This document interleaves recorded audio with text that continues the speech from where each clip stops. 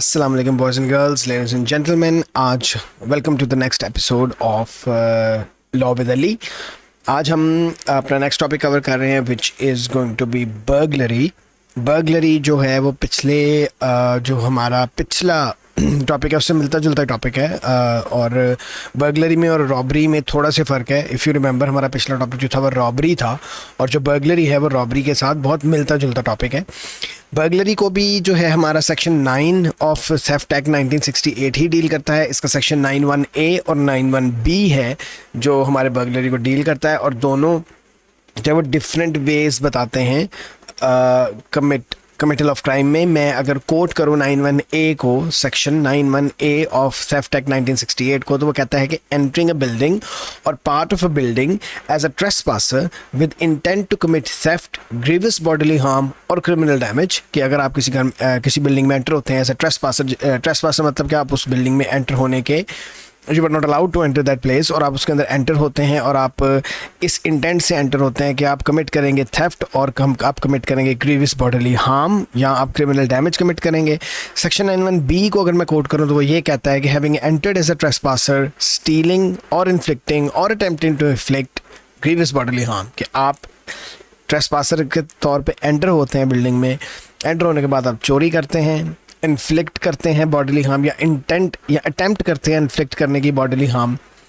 और उसके बाद हम जब इसके कॉमन एलिमेंट्स पे जाते हैं, सेक्शन 91A और 91B, वैसे तो दोनों अलग अलग सेक्शन हैं लेकिन इसके अंदर कॉमन एलिमेंट्स भी हैं जो कि 3 हैं। जो 3 कॉमन एलिमेंट्स हैं इन दोनों सेक्शन में, दोनों में ये मौजूद हैं, एक ही जैसे हैं।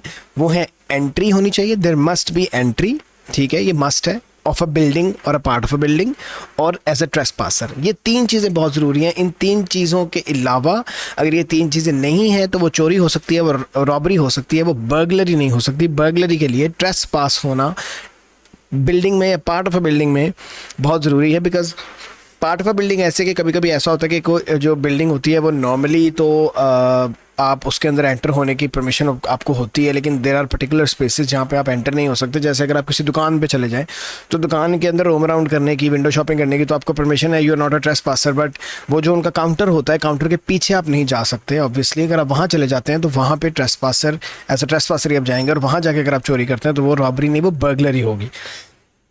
अच्छा, अब हम डिफरेंसेस पे आ जाते हैं कि डिफरेंसेस क्या हैं सेक्शन में। सेक्शन 91A और सेक्शन 91B के जो डिफरेंसेस हैं वो ये हैं। सेक्शन 91A क्या कहता है कि जो डिफेंडेंट है उसकी इंटेंशन होनी चाहिए कि वो कैरी आउट करेगा 3 जो हैं अल्टीरियर जो ऑफेंसेस उनको बोलते हैं। अल्टीरियर मोटिव भी होता है। अल्टीरियर होती बात के काम करने से पहले आपके इंटेंशन के अंदर वो चीज़ थी कि आप अगर किसी जगह पे एंटर हो रहे हैं तो आप वो किस वजह से हो रहे हैं और आप क्या करने लगे हैं और क्या करना चाहते हैं, उस वजह से ही आप एंटर हो रहे हैं, वरना आपने एंटर नहीं होना था। 91B ये कहता है कि जब एंट्री करता है, when he intends entry is irrelevant, ठीक है, but the prosecution must prove that the defendant actually committed और अटेम्प्टेड टू कमिट थेफ्ट और ग्रीवियसली बॉडीली हार्म। ऊपर वाले में सेक्शन 91A में एंट्री है कि वो एंटर हो एज अ ट्रेसपासर, लेकिन 91B ये कहता है कि एंट्री के टाइम जो इंटेंशन थी, if he intended to enter to commit those things irrelevant, अगर वो अंदर जाके कमिट करता है थेफ्ट और ग्रीवियस बॉडीली हार्म या attempt to commit grievous bodily harm करता है तो वो बर्गलरी में आ जाएगा। अब सबसे पहले पॉइंट पे आ जाते हैं, वो है एंट्री। एंट्री जो है वो सेक्शन, अगर आप देखा जाए थेफ्ट एक्ट 1968 में एंट्री की कोई डेफिनेशन नहीं दी हुई, लेकिन सेवरल केसेस हैं जिसके अंदर हमें एंट्री की डेफिनेशन मिल जाती है, और जजेस ने जब ऑब्वियसली इंटरप्रिटेशन ऑफ स्टैट्यूट्स के तहत, अपने प्रेसिडेंट्स के तहत उस चीज़ को क्लियर कर दिया हुआ है कि एंट्री होती क्या है, ठीक है।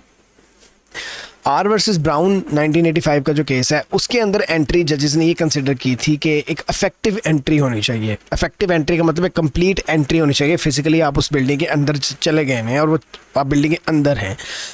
आर वर्सेस रायन 1996 के अंदर ये बात सजेस्ट हुआ था कि even partial entry is enough to amount to burglary, ठीक हो गया। और अगर एक डिफेंडेंट है वो अपनी कोई बॉडी या part of the body with in the building ले जाता है तो it is capable of burglary, ठीक हो गया। अच्छा, उसके बाद आर वर्सेस ब्राउन को हम डिटेल में देखते हैं कि हुआ कहते हैं कि जो डिफेंडेंट था, he was standing on the ground outside but leaning in through a shop window ठीक है, वो रमेज कर रहा था, चीज़ों को फोल फुलो रहा था, ठीक है। His feet and the lower part of the body were outside but उसके upper part of the body was inside, और उसके ऊपर बर्गलरी लग गई थी क्योंकि जजेस ने उसको कंसिडर किया था कि हाँ this even the upper body जो थी वो इनफ थी बर्गलरी कमिट करने की, और he was considered as a trespasser, ठीक है। और जो आर वर्सेस रायन थे 1996 में, उसमें क्या हुआ था कि जो डिफेंडेंट था वो ही became trapped when trying to get through a window in a house, ठीक है, and early in the morning. उसकी सर और उसका बाजू अंदर था और जो बाकी का था वो बाहर था, और वो फंस गया वहाँ पे, ठीक है। ही गॉट ट्रैप्ड देयर, ठीक है। तो इवन उस पर भी बर्गलरी लगा दी गई थी कि उतना हिस्सा जो अंदर गया है वो भी काफ़ी है, बिकॉज उसकी जो इंटेंशन थी वो ऑब्वियस थी, क्योंकि वो जो रास्ता वो अख्तियार कर रहा था अंदर जाने का, उससे पता चल रहा था कि उसकी जो इंटेंशन है वो कोई अच्छी नहीं है, वो गलत बात ही होती है। उसके बाद हम आते हैं पार्ट ऑफ अ बिल्डिंग पे, जो section 9 sub section 4 of theft act 1968 क्या कहता है कि उसने काफ़ी एक्सटेंडेड मीनिंग दिया है बिल्डिंग को। उसमें इनहेबिटेड प्लेसेस हैं, हाउस बोट्स हैं, कैरावैन्स हैं, उसके अंदर बहुत सी चीज़ें उन्होंने डाल दी हैं कि कुछ भी हो सकता है, फ्लैट्स, फैक्ट्री, ब्लॉक, बिल्डिंग, कुछ भी बिल्डिंग के अंदर आ सकता है। अच्छा, अब कभी कभी ये होता है कि प्रॉब्लम कोर्ट को ये फेस करनी पड़ती है कि ऐसे मसाइल, ऐसे केसेस उनके सामने आ जाते हैं कि उसमें जनाब स्ट्रक्चर का समझ नहीं आ रही होती कि क्या हम इस स्ट्रक्चर को बिल्डिंग कह सकते हैं। कभी कभी कुछ चीज़ स्टोरेज के लिए यूज़ की होती है, या कोई छोटा सा स्ट्रक्चर बना के उसको ऑफिस वर्क के लिए रखा होता है, या इस तरह की चीज़। 2 केसेस हैं जिसमें एक लार्ज स्टोरेज कंटेनर को भी बिल्डिंग करार दे दिया था कोर्ट ने कि हाँ ये भी बिल्डिंग ही है after looking into the facts. जिसमें पहला जो केस है वो बी एंड एस वर्सेस लेथली का केस है 1979 का, जिसमें एक 20 फुट लॉन्ग फ्रीज़र था जो जिसके अंदर storage unit as a farm yard के लिए वो पिछले 2 सालों से स्टोरेज यूनिट के तौर पे वो पड़ा हुआ था। 25 फुट लॉन्ग वो था, ठीक है। और उसके अंदर जब चोरी हो, प्लैंक्स रखे हुए थे उसके नीचे, प्लैंक्स के ऊपर खड़ा हुआ था, और वो बड़ा सारा फ्रीज़र ही था, मतलब बड़े साइज़ का फ्रीज़र ही कह लें आप उसको, तो that was considered to be a building, ठीक हो गया। तो ये ऑब्वियसली जब लॉ डेवलप होता है, जब जजेस के पास इस तरह के केसेस आते हैं, तभी हमारे पास प्रेसिडेंट्स आते हैं, तभी हमें क्लियर होती हैं बातें कि क्या चीज़ आएगी उसमें बिल्डिंग में और क्या चीज़ नहीं आएगी बिल्डिंग में। अच्छा, इसके बाद जो हमारे पास केस है वो नॉरफॉक कॉन्स्टेबलरी वर्सेस गोल्ड का केस है 1986 का, जिसके अंदर एक लॉरी ट्रेलर था, एक बस थी कह लो कि बड़ी सारी बस ही कह लो कि उसको बहुत सालों से एक स्टोरेज के तौर पे यूज़ किया जा रहा था। इवन उसको इलेक्ट्रिसिटी भी बाहर से दी हुई थी तार लगा के, लेकिन since it had wheels still attach to it, जजेस ने उसको बिल्डिंग कंसिडर करने से इनकार कर दिया, और उन्होंने कहा था कि नहीं ये एक व्हीकल है, ये एक बिल्डिंग नहीं है, इसलिए इस पर बर्गलरी नहीं लग सकती। पार्ट ऑफ अ बिल्डिंग पे आते हैं। पार्ट ऑफ अ बिल्डिंग जो है वो एक ऐसा फ्रेज़ है जो कि कवर करता है सिचुएशन को जहाँ डिफेंडेंट जो है वो उसको शायद he may have permission to enter a particular part of a building but he does not have a permission to enter the other part of the building which is prohibited, जिसमें store rooms आ जाते हैं, जिसमें counters आ जाते हैं, जिसमें और बहुत सी ऐसी जगह आ जाती हैं जिसके अंदर आप वहाँ नहीं आप जा सकते, वैसे आप जा सकते हैं। बैंक में आप जा सकते हैं, बैंक आप जाएं, लेकिन आप बैंक के काउंटर्स के पीछे नहीं जा सकते, ठीक है। आप शॉप्स पे जा सकते हैं बट शॉप के काउंटर्स के पीछे आपको जाना अलाउड नहीं होता। That is known as a part of a building. R versus Walkington 1979 का केस है जो हमने अब देखना है, जिसमें एक डिफेंडेंट जो है वो काउंटर एरिया में चला गया था और काउंटर एरिया में जाकर उसने चोरी कर दी थी, जिसमें उसने कैश रजिस्टर खोला और कैश रजिस्टर खोल के उसने चीज़ें निकाल ली। This is not allowed. और वो वहाँ जब वो वहाँ गया तो वहाँ जाके वो ट्रेसपासर कंसिडर हुआ और उसके ऊपर बर्गलरी लगी अंडर सेक्शन 91A, ठीक हो गया। अच्छा, उसके बाद पार्ट ऑफ अ बिल्डिंग में और भी बहुत सी चीज़ें आ जाती हैं। पार्ट ऑफ हाँ, एक बात आपको बताता हूँ, ये बहुत ज़रूरी है कि जहाँ तक एक ड्वेलिंग का पॉइंट है ना, ड्वेलिंग के बारे में जो जजेस हैं वो बहुत ज़्यादा ब्रॉड डेफिनेशन देते हैं, क्योंकि ड्वेलिंग में डोमेस्टिक बर्गलरी में जजेस जो हैं वो ज़्यादा सीरियसली लेते हैं इस चीज़ को, क्योंकि वो घर की बात होती है, ठीक है। आर्ट वर्सेस रोडमेल का केस है 1994 का, जिसके अंदर एक गार्डन शेड में चोरी हुई थी। गार्डन शेड अगर आपने कभी नहीं देखा, क्योंकि पाकिस्तान में इतना उसका रवाज नहीं होता। गार्डन शेड आप अगर देखें तो गार्डन शेड एक्चुअली होता है कि अक्सर बाहर के मुल्कों में घर होता है, घर के बाहर लॉन होता है, लॉन की साइड पे एक शेड सा बना होता है जिसके अंदर उन्होंने वो कोई चीज़ें रखी होती है, तो वो टूल्स वगैरह रखे होते हैं वुड वर्क वगैरह करने के लिए। तो उसके अंदर चोरी हुई थी और उसके अंदर चोरी की वजह से जज ने उसको उस पर बर्गलरी लगा दी थी और उसने कहा था कि ये भी पार्ट ऑफ अ बिल्डिंग ही है, part of a building in case of मतलब कि घर की बिल्डिंग जो है उसका एक पार्ट ही है। अब ऐसे ट्रेसपासर वगैरह हम आते हैं तो ट्रेसपासर का ऑब्वियसली एक ही मतलब है कि आप एक जगह पे जाते हैं जहाँ जाने की आपको परमिशन नहीं है और विदाउट परमिशन आप वहाँ चले जाएंगे तो आप ट्रेसपासर कंसिडर होंगे। ट्रेसपासर का ज़्यादा डिटेल में आप वैसे A2 में भी पढ़ेंगे टॉट में। एनीवे तो आर वर्सेस जॉनसन स्मिथ को देखते हैं जो कि अपने फादर के घर ही चला गया था। वो टेक्निकली उसी का घर है, अपने फादर के घर में चला गया था और वहाँ से टेलीविज़न के 2 सेट्स उसने चोरी कर लिए थे और अपने फादर के घर जाके टेलीविज़न के सेट चोरी करके उसके ऊपर जब बर्गलरी लगी तो उसने बोला कि भाई मेरे पे बर्गलरी कैसे लग सकती है, अपने घर में एंटर होने पे बर्गलरी कैसे लग सकती है, बिकॉज ट्रेसपासर नहीं हूँ मैं। तो सेक्शन 91B थेफ्ट एक्ट 1968 के तहत जो है स्टेट ये किया जाता है कि a person is a trespasser for the purpose of section 91B theft act 1968 if he enters premises of another knowing that he is entering in excess of the permission that he has been given to him to enter or being reckless whether he is entering in excess of that permission or not। Simple, बड़ी simple सी बात है, सीधी सीधी बात।